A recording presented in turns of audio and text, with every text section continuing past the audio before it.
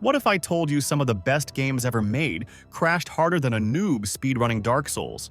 Today we're looking at 10 absolute bangers, games packed with style, ambition, and mechanics that should have made them legends, but instead bombed at the register. We're talking cult classics, risky experiments, and titles that deserved way more love than the sales charts gave them. Stick around, because some of these flops will seriously make you question what players were even buying instead. Nightmare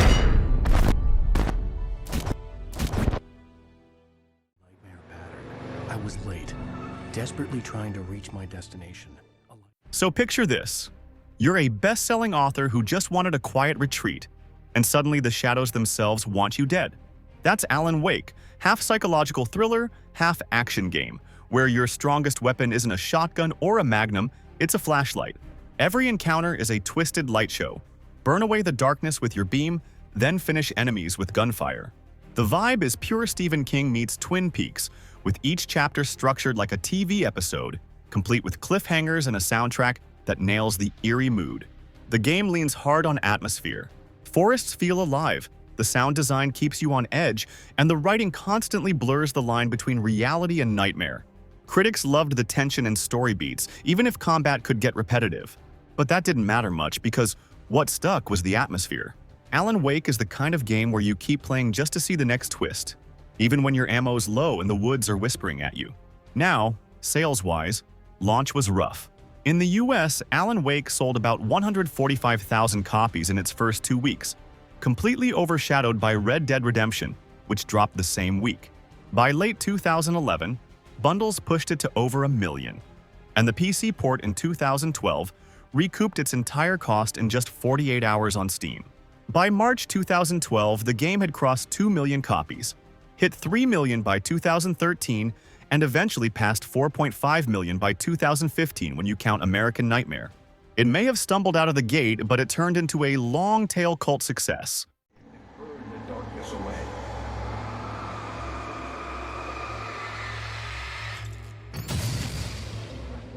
You did it.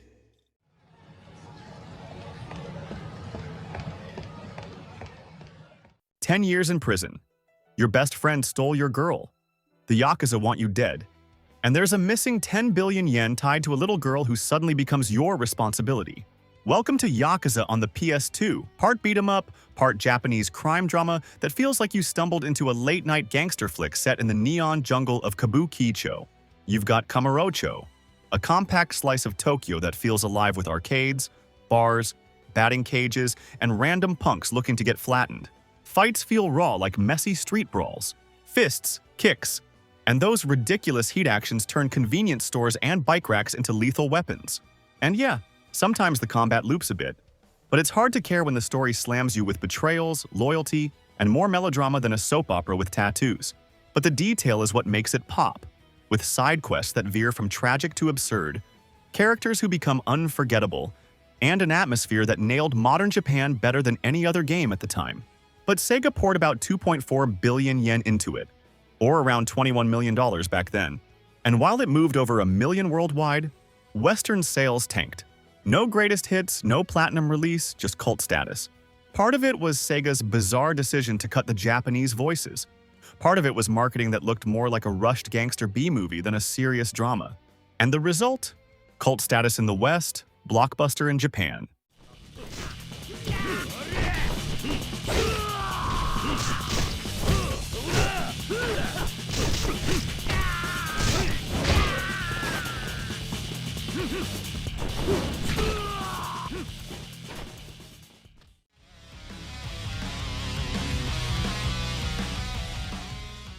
Shibuya again, another Reaper's game, and surprise! You're the unlucky teenager roped into psychic battles to avoid getting erased. Neo The World Ends With You throws you right into a hyper-stylized Tokyo where pins aren't just merch, they're your weapons. Each pin maps to a button, so your whole party's attacks fire at once. Slashes, blasts, heals, and air juggles all stacking until you drop into that beat drop chain. Build variety is insane. One run you're tossing fireballs, next you're calling meteors while skating around like it's Tony Hawk with telekinesis. And it's not just combat. Shibuya feels alive. Restaurants buff your stats, fashion brands change your resistances, and even the shops have personality. Layer that with a soundtrack that slaps. With rap, rock, EDM, and every fight feels like it has its own rhythm. Reviews kept calling it a slow burn, and yeah, it takes a few chapters before the story hits full throttle, but once it does, it's peak Square weirdness, dripping with style and character. But here's the catch. Critics loved it. Players who stuck with it swore by it, yet sales told another story. In Japan, it opened with just 28,000 copies physical in week 1. In the US, it barely cracked the NPD Top 20 in July 2021. Square Enix itself admitted the game was well received but below expectations. The PC launch came late, first locked to Epic Store, then a year later on Steam, killing momentum. Great reviews, cult following, but commercially, a flop that deserved better.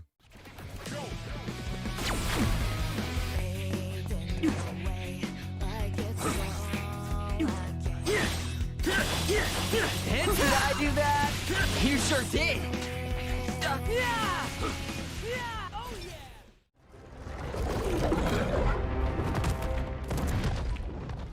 New York's burning, demons are breaking loose, and your team up isn't just Avengers level.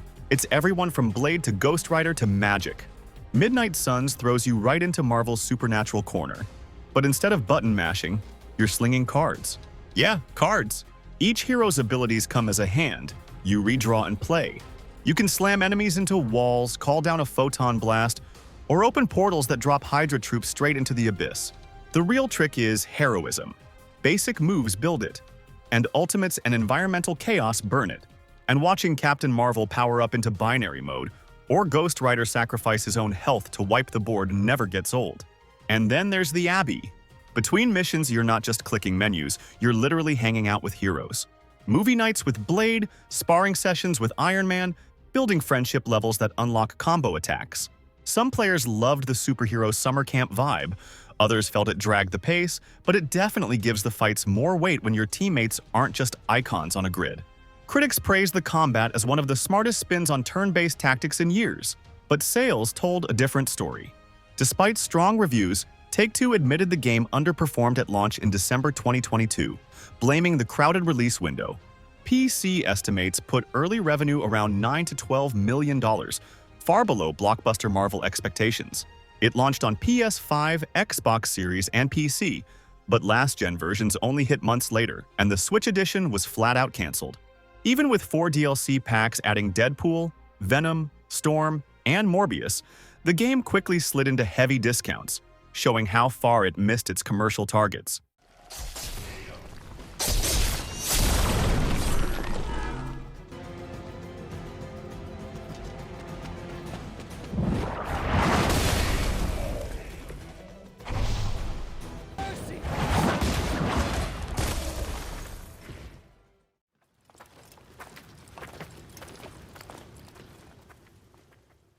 You wake up in Persia, time itself is shattered, and somehow it's your job to fix it, because who else is going to do it?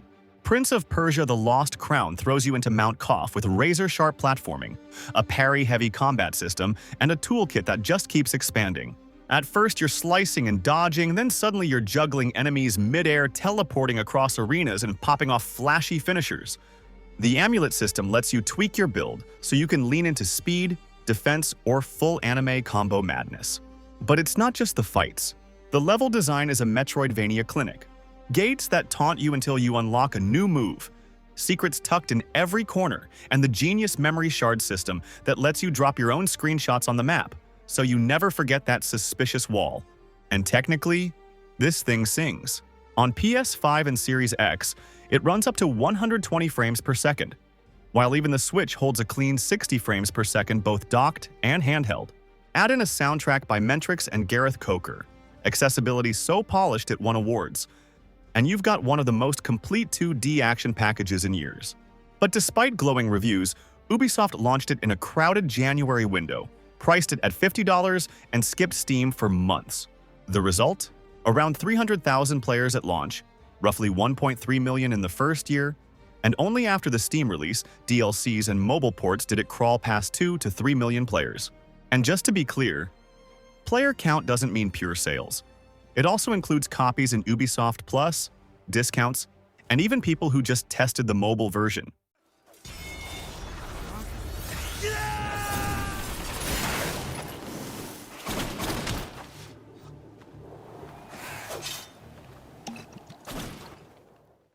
Three days ago, Truman Zanotto, the grand head of the Psychonauts.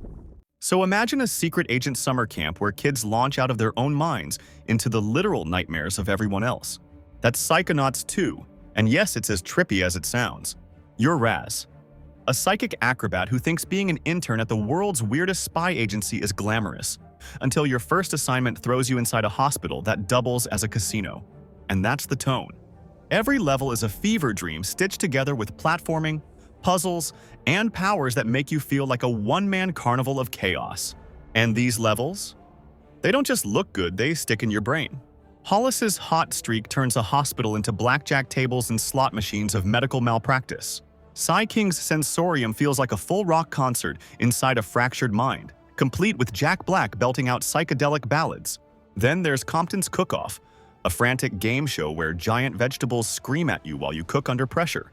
It's absurd, heartfelt, and somehow still manages to treat mental health with genuine care, thanks to expert consultation and some of the best writing Double Fine's ever done. Behind the scenes, the game was crowdfunded with $3.8 million, but real salvation came when Microsoft acquired Double Fine, restoring boss fights that had been cut for budget reasons. Launched in 2021 Day 1 on Game Pass, it became the studio's best-selling title, with over 1.7 million copies by April 2022. Impressive for Double Fine, sure, but tiny compared to the sales usually expected from a Game of the Year contender. Add in the fact that millions played it through Game Pass instead of buying it, and what you get is a critical darling that won awards and hearts, but commercially stalled as a niche cult hit rather than the blockbuster its acclaim suggested. Those things can really slow you down.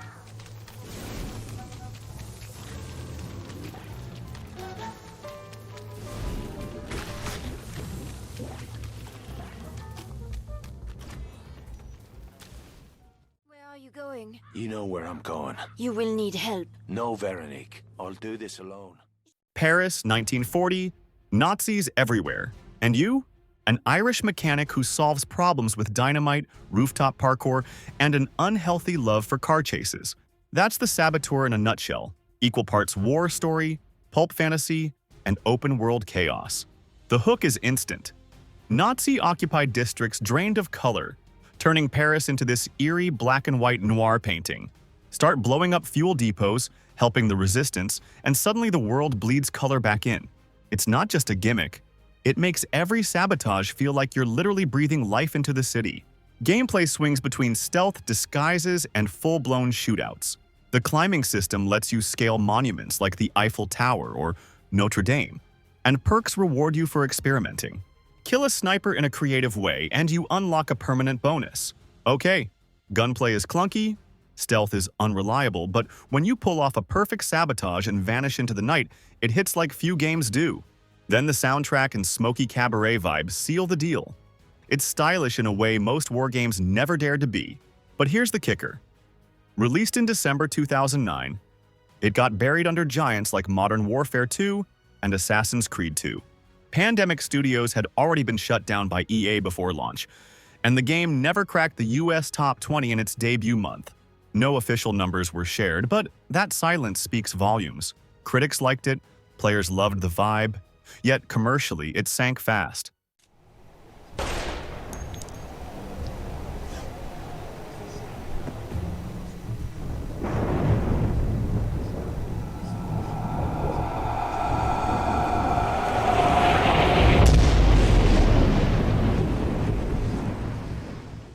Hey guys, do me a solid and smash the hype button. Then drop a comment with your favorite pick for the next part of this series. I check and reply to all of them. They both feed the almighty algorithm and push this channel forward, and honestly, it's hands down the best way you can help the channel grow.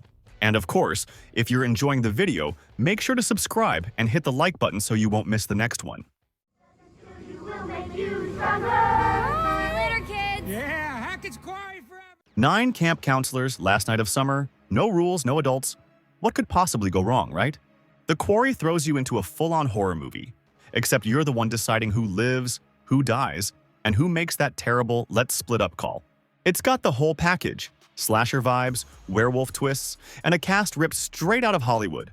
We're talking David Arquette, Justice Smith, Ariel Winter, even Lance Henriksen. And yes, their faces look eerily real thanks to some scary good performance capture. Gameplay? Think interactive thriller. You explore, you make snap decisions, and you hit quick-time events that decide if your favorite character ends up a survivor or a midnight snack. If you're feeling lazy, there's even a movie mode where you just set personalities and watch chaos unfold like a bloody Netflix binge. Best part? Up to 8 friends can jump in locally passing the controller, or vote online to steer the story. Add in accessibility tweaks like longer QuickTime events windows, colorblind filters, auto-mash options, and it's clear the devs wanted everyone at the party. Now for the real twist. Sales. The Quarry launched at a full $70 in June 2022. And while critics praised its atmosphere and acting, the market didn't exactly scream. It debuted 4th in the UK charts, 19th in the US for its release month, then tumbled fast. Steam estimates suggest under 1 million lifetime copies, and Take-Two never once highlighted it as a revenue driver. Within weeks, prices crashed, $20 off during Prime Day, and later hitting bargain bin levels around $10. For a game hyped as Until Dawn's big spiritual successor, the financial bite didn't match the marketing howl.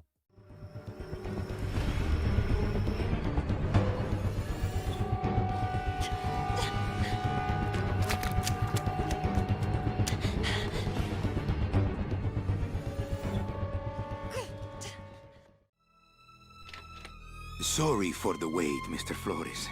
I am ready to take... Now, one of my favorite games of all time. Here, you're Manny Calavera, a grim reaper/travel agent in the land of the dead, stuck selling travel packages to souls on their way to the afterlife. Except business is bad, corruption is worse, and somehow you end up wrapped in a 4-year odyssey full of crime, betrayal, and skeletons in sharp suits. Grim Fandango doesn't just tell a story, it throws you into a film noir mashed with Dia de los Muertos, where every conversation drips with wit and every background looks like a painting you want to frame. The puzzles carry that classic LucasArts DNA, clever, funny, and sometimes just obscure enough to make you wonder if Manny's office chair is part of the solution. The 3D character models blend seamlessly with those gorgeous pre-rendered sets, giving the world a sense of style that still holds up. And then there's Peter McConnell's soundtrack, a smoky mix of jazz, swing, and mariachi that nails the noir atmosphere better than most movies ever could. It's the kind of score you could put on just to vibe, even without the game running. But here's the kicker. Despite glowing reviews, awards, and even being crowned PC Game of the Year in 1998, Grim Fandango flopped hard in sales. In the US, it moved just about 95,000 copies by 2000, and worldwide it barely hit 500,000 by 2012. And development cost hovered around $3 million, which was pretty high for the time. LucasArts claimed it met expectations globally, but inside the company it was seen as profitable without being truly successful. A masterpiece on paper, a commercial ghost story in reality.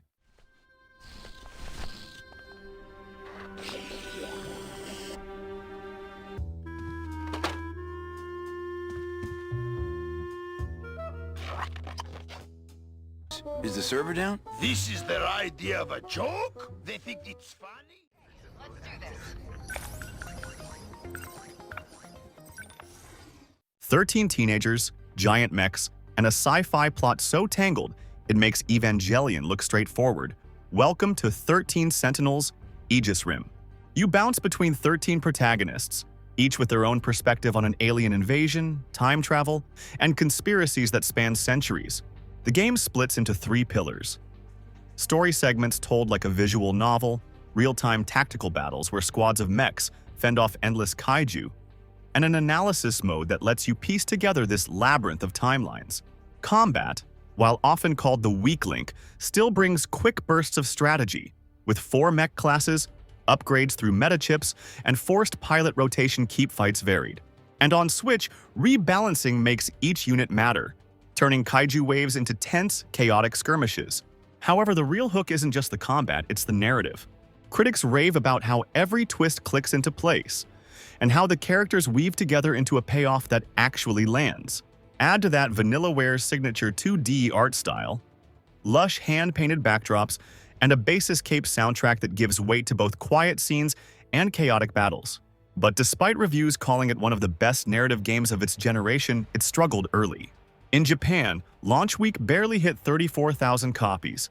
Vita support was cancelled, and it seemed destined for obscurity. Then came the Western release, word of mouth, and eventually the Switch port. And by 2023, it had sold over 1 million copies, a massive jump from its slow start. Atlus and Sega even admitted it beat their expectations, proving that sometimes all it takes is patience, good buzz, and a portable version to turn a flop into a cult classic.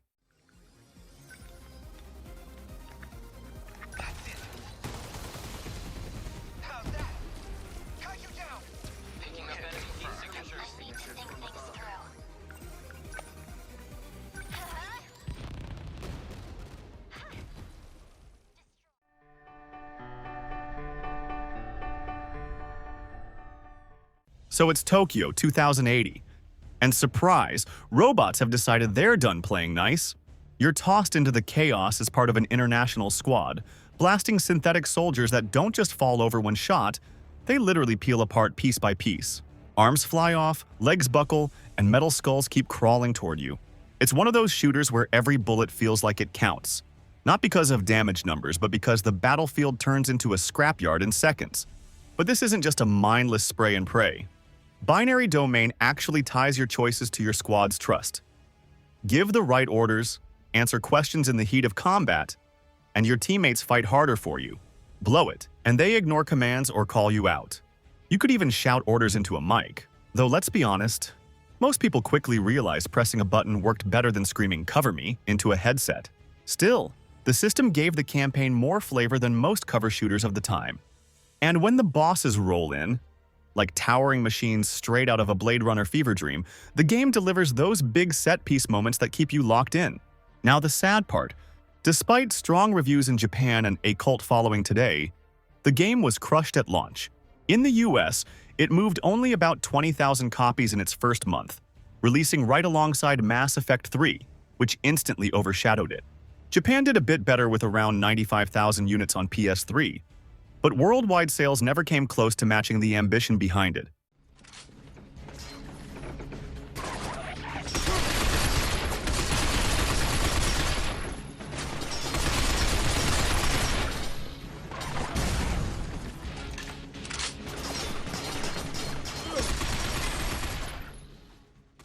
It's happened again. Someone's pulled the rug out from under you. The Empress is overthrown, Emily gets dethroned, the other protagonist is turned to stone, and you're stuck sneaking through a city overrun by bloodflies where corruption tears people apart just as much. Classic Dunwall drama. Now exported to the sun-bleached streets of Karnaka. But here's the hook. This time you get to pick. Stick with a grizzled veteran Corvo, or step into Emily's boots and play with brand new powers. And trust me, her domino ability, linking enemies so one headshot drops 4 at once, feels borderline unfair in the best way. And levels aren't just maps, they're puzzles. The Clockwork Mansion literally shifts its walls around you, forcing improvisation mid-sneak. Then there's a crack in the slab, where you flick between two timelines with a mystical timepiece, planning assassinations by thinking in past and present simultaneously. It's one of those, how did they even design this moments? And the beauty is, the game never tells you how to play it. Stealth, chaos, lethal, ghost run, it all works because the simulation is so tight. Now the tragedy. Despite critics calling it one of the best immersive sims ever, Dishonored 2 underperformed. Retail in the UK was down 38% compared to the first game's launch, Steam peaks barely crossed 22,000 players, and even years later, ownership hovers in the low millions. Ex-Arcane staff revealed it cost more to make than Skyrim, but Bethesda never got the return they wanted. A critical darling, commercially not so much. It's too late for that, Rapallo. Guess what happens next?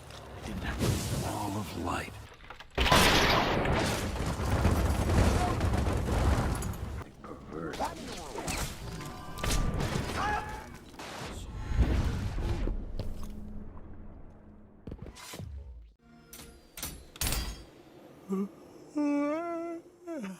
All right. So, Imagine a rhythm game where instead of tapping buttons like you're texting in the dark, you're actually chaining Devil May Cry style combos, and somehow the whole world dances with you. That's Hi-Fi Rush. A wannabe rock star with an MP3 player fused to his chest ends up punching robots in perfect sync with 9-inch nails and the black keys blasting in the background. Even your dodges, parries, and finishers hit right on the beat, so every fight feels like shredding through a music video. But what really sells it is the style. Crisp cartoon visuals that move like an anime on fast forward, characters cracking jokes mid-battle, and levels that throb to the soundtrack. It's got all the bells and whistles of a top-tier action game, with ranking systems, ally assists, even post-launch challenge modes like BPM Rush that literally crank the tempo higher and higher until your hands regret every life choice. And if you're rhythmically challenged, accessibility features keep the flow intact, without making you feel like you're playing on autopilot. Now here's the twist. Despite glowing reviews, multiple awards, and critics calling it a breakout hit, sales tell a fuzzier story. Tango reported 3 million players across purchases and Game Pass by August 2023. But players isn't the same as sold copies. Rumors swirled that it missed Xbox's internal targets, though the company officially denied it. Either way, the studio still got shut down in 2024, only to be scooped up by Krafton later.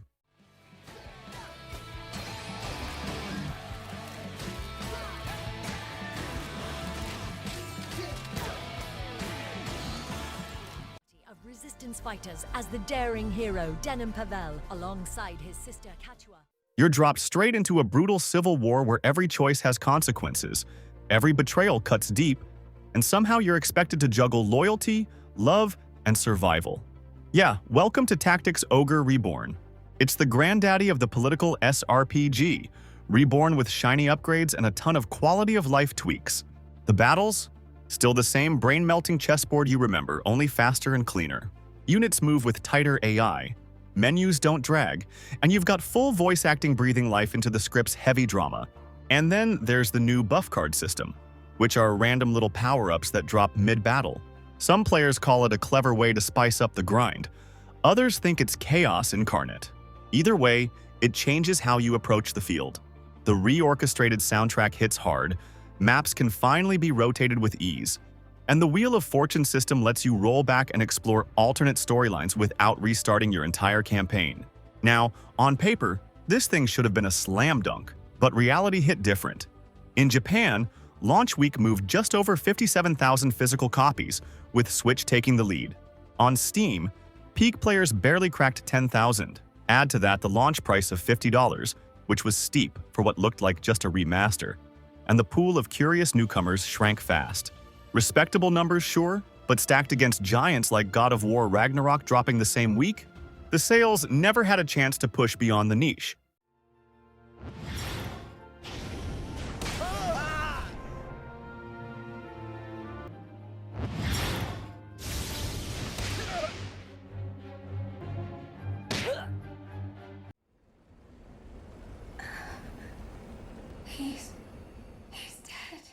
So, war is tearing apart a fictionalized Europe, and your job is to lead a ragtag militia squad against an empire that apparently skipped diplomacy and went straight for tanks. Welcome to Valkyria Chronicles, a strategy RPG that decided Fire Emblem's grid was too polite and mashed it with third-person shooting. The result is Blitz, a system where you spend command points to swap from overhead tactics to boots-on-the-ground control. You move, aim, dodge interception fire, and pray your shock trooper doesn't get shredded before reaching cover. Scouts sprint miles and land clean headshots, lancers lug rocket spears to punch through armor, snipers delete enemies at range, and engineers keep your tanks patched up. Orders let you buff soldiers mid-mission, and permadeath looms if you fail to drag a downed ally back to safety in time. The watercolor canvas art style makes every mission look like a living painting, and Hitoshi Sakimoto's orchestral score drives the tension and the heartbreak in equal measure. Critically adored with an 86 on Metacritic, the game bombed at launch, with just 33,000 copies in its US debut month and around 141,000 in Japan for 2008. But after an anime tie-in and a price cut, sales in North America jumped over 400% the next spring. Later, the PC port blew past Sega's forecasts, pushing worldwide numbers to over 2 million across platforms.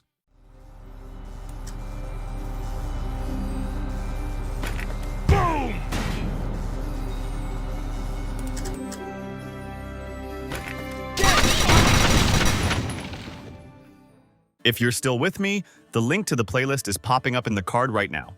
And before you go, don't forget to smash the hype button, leave a comment, and hit sub so you don't miss what's next. Thanks for watching, and I'll see you in the comments section.